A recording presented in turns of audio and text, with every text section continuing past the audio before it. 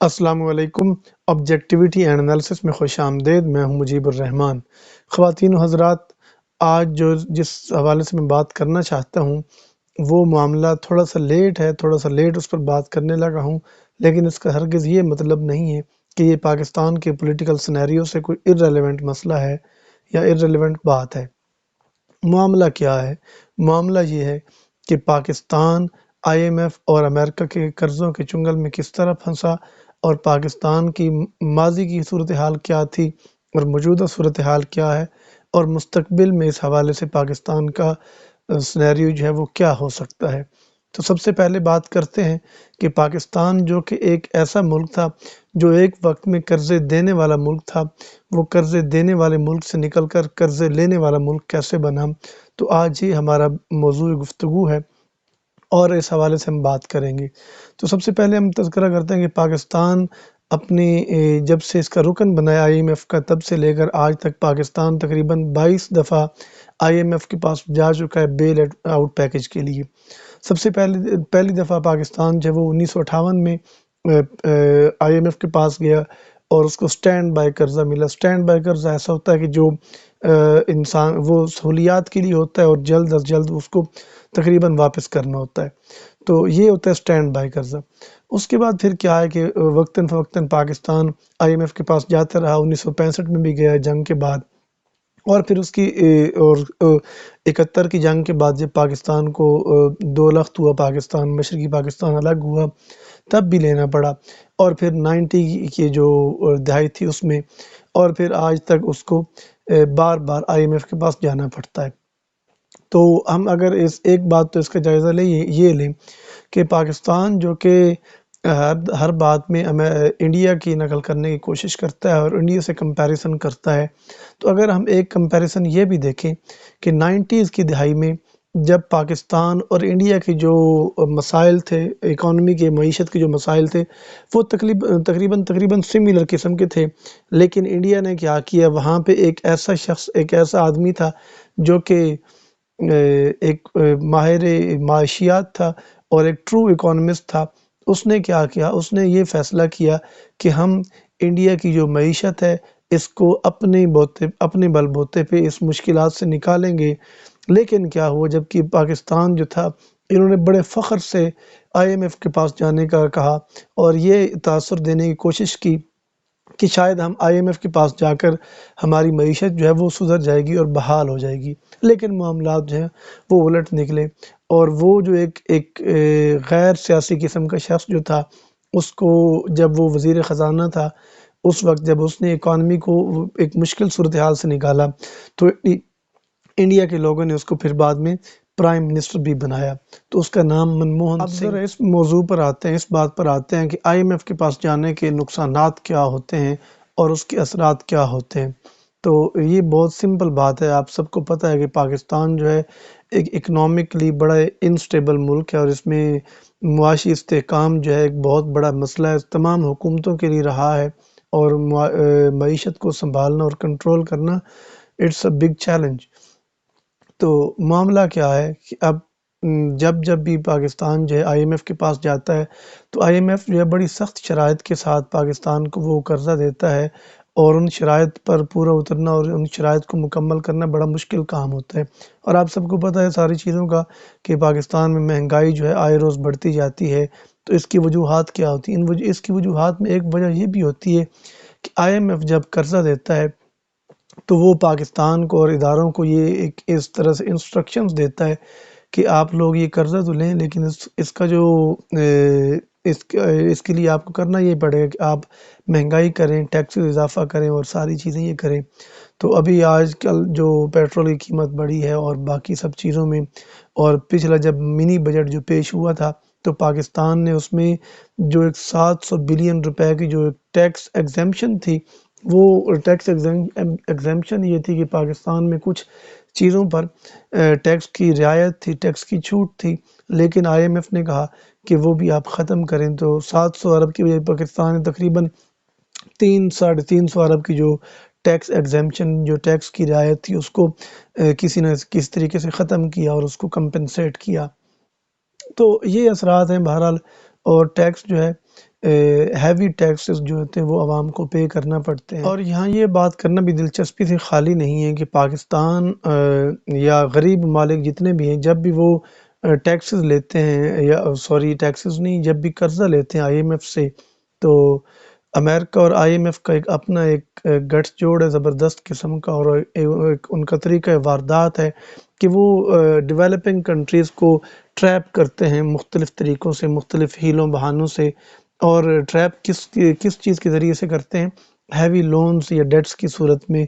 اور اس بات کا ذکر جو ہے جان پرکنز نامی شخص نے اپنی ایک کتاب دی کنفیشنز آف این اکنامک ہٹ مین میں ان سب چیزوں کا ذکر کیا ہے۔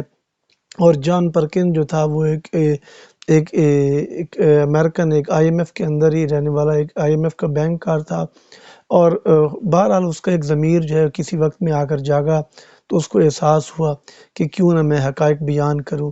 تو اس نے بڑی ایک زبردست اور بڑے ایک سویئر قسم کے ایلیگیشنز لگائے ہیں، اور اس نے ساری باتوں کا اس نے بیان کیا، اور اس نے حتیٰ کہ جب وہ یہ کتاب چھاپنے لگا تھا تب بھی اس پر اس کو بہت بری طرح سے تھریٹ کیا گیا، اور سی آئی اے اور باقی جتنی ایجنسیز تھیں، اور اس کو ایون لائف تھریٹس ملے۔ تو بہرحال اس نے یہ اپنی کتاب جو ہے وہ شائع کی، اور اس نے اس میں کافی جو ہے ہوش ربا انکشافات کیے ہیں، اور اس نے امریکہ اور آئی ایم ایف کا جو ہے وہ کچا چٹا کھول کر رکھ دیا ہے۔ اور اس نے کہا کیا ہے؟ اس نے کہا ہے کہ امریکہ جو ہے یہ ایک طرح سے ایک سیلف میڈ، اور ایک امریکہ در حقیقت امریکہ جو ہے وہ عظیم ملک نہیں ہے۔ وہ گریٹ کیسے بنا ہے؟ وہ ایکسپلائٹیشنز کے ذریعے بنا ہے۔ اس نے لوگوں کا اور باقی تمام ممالک جو ہیں ان کا استحصال کیا ہے، ان پر ظلم کیا ہے، اور اس ظلم کے نتیجے میں وہ ایک بہت بڑا ایک ریاست بن کر اور ایک بڑا عظیم ملک بن کر ابھرا ہے۔ اس نے کافی ساری چیزیں اس میں بیان کی، اور اس نے پھر کہا کہ آئی ایم ایف اور امریکہ جو ہے اپنے مفادات کی خاطر لوگوں کو، اسٹیٹس مین کو مروا بھی دیتا ہے۔ اور اس نے ایک پاناما کا جو پریزیڈنٹ عمر ٹوری جارج جس کا نام تھا، اس کا ذکر کیا ہے، اور اس کی کس طرح سے اسیسینیشن ہوئی کہ جہاز میں اس کا جو جہاز جو ہے وہ پلین کریش ہوا، اور پھر اس طرح سے کافی ساری چیزیں جو ہیں۔ تو بہرحال یہ معاملات ہیں، یہ ساری کی ساری چیزیں جو ہیں کہ کس طرح سے آئی ایم ایف ان چیزوں کو کنٹرول کرتا ہے۔ اس کے بعد پھر اس نے کہا کہ ہمارا جو طریقہ کار ہے ڈیٹس دینے کا، لونز دینے کا، وہ یہ ہے کہ ہم غریب ملکوں کو یا ڈیولپنگ کنٹریز جو ہیں، تھرڈ ورلڈ کنٹری بہرحال آج کل ایک گال بن چکی ہے، لیکن پہلے یہ لفظ عام طور پر یوز ہوتا رہا ہے، تو اس میں کوئی ایسا حرج نہیں ہے۔ تو وہ کہتا ہے تھرڈ ورلڈ کنٹریز جتنے بھی ہیں ان کو ہم ٹریپ کرتے ہیں، ان کو ہم پھنساتے ہیں۔ وہ کیسے؟ وہ اس طرح سے کہ ہم ایسے ممالک کو قرضہ دیتے ہیں جن کے بارے میں سب سے پہلے پتہ ہوتا ہے۔ جان پرکنز نے یہ ساری باتیں کہی ہیں۔ وہ کہتا ہے کہ آئی ایم ایف ایسے ممالک کو قرضہ دیتا ہے جن کے بارے میں ان کو پتہ ہوتا ہے کہ یہ ممالک کبھی بھی یہ قرضہ واپس ادا نہیں کر پائیں گے، تو ان کو بڑا ہیوی قرضہ دیا جاتا ہے۔ دوسرا ہی بات کیا ہوتی ہے؟ دوسرا یہ کہ جو وہاں کے اسٹیٹس مین ہوتے ہیں، جو وہاں کے جو سربراہ ریاست ہوتے ہیں، ان کو ہم ٹریپ کرتے ہیں، ان کو مختلف طریقے سے لالچ دیتے ہیں، کک بیکس کے ذریعے سے وہ ساری چیزیں کرتے ہیں، اور اس طرح کی معاملات جو ہیں وہ چلتے ہیں۔ اور پھر اس نے کہا کہ اور جب آئی ایم ایف قرضہ جب دیتا ہے تو پھر اس کے ساتھ وہ کیا کہتا ہے؟ وہ کہتا ہے کہ آئی ایم ایف جب قرضہ دیتا ہے تو اس کے ساتھ پھر کچھ شرائط بیان کرتا ہے۔ کچھ آئی ایم ایف جب وہ کہتا ہے کہ آپ لوگوں نے یہ پروجیکٹس کرنے ہیں، یہ کام کرنے ہیں، ان کاموں کے نتیجے میں آپ جو ہے وہ اگر یہ کام کریں گے تب آپ یہ قرضہ لے سکتے ہیں۔ تو وہ زیادہ تر کہتا ہے کہ آئی ایم ایف جو ہے وہ زیادہ تر انسسٹ کرتا ہے غریب ممالک کو کہ وہ ممالک اپنا کنسٹرکشن کا کام کریں، کنسٹرکشن پہ لگائیں۔ اور پھر اس کا کیا فائدہ ہوتا ہے امریکہ کو؟ امریکہ جب بھی یا آئی ایم ایف جو ہے وہ جب بھی کنسٹرکشن کا کہتا ہے تو اس کا فائدہ یہ ہوتا ہے کہ ایک تو کنسٹرکشن کمپنیز بھی وہ خود دیتے ہیں، وہ خود لگاتے ہیں اپنی طرف سے، ٹھیک ہے، اور اس کے بعد جو ہے انجینئرز بھی اور جتنے ماہرین ہوتے ہیں اس کام کرنے کے وہ بھی خود پرووائڈ کرتا ہے، اور پھر اس کے ساتھ قرضہ تو اس کا اپنا ہی دیا ہوتا ہے۔ تو پھر ہوتا کیا ہے کہ وہی قرضہ وہ کیا جب انہوں نے جو دیا ہوتا ہے وہ قرضہ ان ملکوں پہ ایسے ہی برقرار رہتا ہے، اور وہ پیسہ اپنے ملکوں میں واپس لے لیتے ہیں، کیونکہ کمپنیز بھی ان کی ہوتی ہیں اور انجینئرز بھی ان کے ہوتے ہیں، تو وہی پیسہ امریکہ کو واپس چلا جاتا ہے، IMF کو واپس چلا جاتا ہے، اور وہ جو غریب ملک ہوتے ہیں وہ بیچارے اسی قرض میں دھنستے چلے جاتے ہیں، اور پھر سود جو ہے وہ اور زیادہ ان پر چڑھتا رہتا ہے۔ تو یہ ایک بہرحال ان کا کہ اپنا ہی پیسہ دیا گیا پیسہ واپس بھی لے لو، اس پر پھر جو ہے ڈبل پیسہ لینا، اور پھر اس پر سود جو ہے وہ بھی لے لینا۔ تو یہ ایک بڑا خوفناک طریقہ کار ہے ان کا کہ وہ کس طرح سے پھنساتے ہیں غریب ملکوں کو۔ اب آتے ہیں ذرا اس بات پہ کہ اپوزیشن جو ہے وہ جتنے بھی ایلیگیشنز لگاتے ہیں، جتنی بھی باتیں کرتے ہیں، تو اس کا نتیجہ آخر کیا ہوگا؟ جتنی بھی باتیں ہوتی ہیں، آخر پاکستان جو ہے وہ کس جانب جا رہا ہے اور اس کے نتائج کیا ہو سکتے ہیں؟ تو دیکھیے اس میں ہم کسی بھی گورنمنٹ کو، کسی بھی ایک شخص کو ہم فرد واحد کو اس چیز کا ذمہ دار یا قصوروار نہیں ٹھہرا سکتے۔ اس میں سارے کے سارے جتنے لوگ ہیں وہ اس میں انوالو ہیں۔ اس سے پہلے دیکھیں عمران خان جب تک وزیر اعظم نہیں تھے تب تک وہ کیا باتیں کرتے تھے IMF کے حوالے سے، اور اب ان کا رویہ کیا ہے۔ اس سے پہلے دیکھیں نواز شریف جب تک نواز شریف پرائم منسٹر نہیں تھے اور بے نظیر نے جب قرضہ لیا تھا IMF سے، تو وہ اس کو کرٹیسائز کرتے رہے، اور پھر اس کے بعد وہ خود بھی IMF کے پاس جاتے رہے۔ تو یہ اور اس سے بھی پیچھے چلے جائیں تو معاملات سارے کے سارے اس طرح کے ہیں کہ پاکستان جو وہ ریپیٹڈلی جتنے حکمران آتے ہیں وہ اسی بات کو دہراتے ہیں اور وہ وہی کام کرتے ہیں، لیکن دوسروں کو کرٹیسائز کرتے ہیں۔ تو یہ آخر یہ صورتحال کب تک چلے گی؟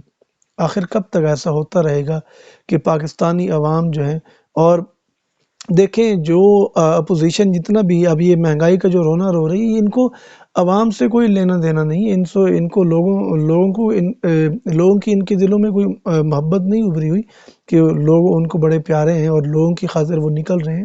وہ صرف اپنے مفادات کی خاطر اپنی باتوں کو لے کر نکلے ہیں، اور کچھ بھی نہیں ہے۔ مہنگائی جو ہے وہ بتدریج بڑھتی جا رہی ہے، جب ہم IMF کے پاس جاتے رہیں گے مہنگائی اسی طریقے سے بڑھتی رہے گی، اور اس کا نتیجہ یہی نکلے گا۔ آپ دیکھیں مہنگائی جو ہے پہلے پرانے تھوڑا سا آپ پیچھے چلے جائیں تو کیا تھا، صورتحال کیا ہوتی تھی کہ مجھے آج تک یاد ہے کئی چیزیں ایسی جو 30 40 50 روپے کی اس وقت میں ملتی تھیں، بعد میں پھر وہ آہستہ آہستہ مہنگی ہوتی گئیں، اور آج یہ صورتحال بن چکی ہے۔ اور پھر دیکھیں روپے کی ایک وقت میں کیا ویلیو ہوا کرتی تھی اور اب کیا ہے۔ تو پھر تو ان لوگوں نے بھی مہنگائی کی، نواز شریف نے بھی مہنگائی کی، بے نظیر نے بھی مہنگائی کی، اس کے بعد پیپلز پارٹی نے بھی مہنگائی کی، دوبارہ جب یہ لوگ آئے تو انہوں نے بھی مہنگائی کی، اور پھر عمران خان نے بھی اس میں بھی مہنگائی کی۔ تو یہ ایک خوفناک سچویشن ہے پاکستان کے لیے کہ پاکستان جو ہے وہ اس طرح سے اس سارے مصیبت کا شکار ہو چکا ہے۔ تو بہرحال ہمیں ایز اے قوم اس چیز پر سمجھنے کی، غور و فکر کرنے کی ضرورت ہے، اور میں اب پرائم منسٹر عمران خان صاحب سے بھی یہ ریکویسٹ کرنا چاہوں گا کہ اب چھوڑیں ان باتوں کو، وہ کہ انہوں نے کیا کیا۔ اب لوگ اپنے 4 سال گزار چکے ہیں، اب آپ اپنی پرفارمنس دکھائیں کہ آپ نے کیا کیا۔ آپ جب لوگوں میں اب جا رہے ہیں، جلسے جلوس شروع کر دیے، تو آپ اپنا جا کر بتائیں کہ آپ نے اس میں کیا کیا، کیا پرفارمنس دی ہے۔ تو انہوں نے تو جو بھی کیا وہ تو غلط ہی تھے، بہت طرح سے ملک کو نقصان پہنچائے، لیکن آخر اس چیز سے، اس رجحان سے ہمیں چھٹکارا حاصل کرنا ہوگا کہ ہر آنے والی حکومت جو ہے وہ اپنے سے پچھلی حکومت کو کرٹیسائز کرتی ہے اور خود کو پاک صاف حکومت کہہ کر گردانتی ہے، اور خود کو ہر طرح سے ایک بہترین حکومت قرار دیتی ہے۔ تو اب تک کے لیے اتنا ہی، اپنا خیال رکھیے گا۔ اگر آپ کو یہ ویڈیو پسند آئی ہو تو اس کو لائک کریں، اس چینل کو سبسکرائب کریں اور اپنے دوستوں کے ساتھ شیئر کریں۔ Thank you very much. اللہ حافظ۔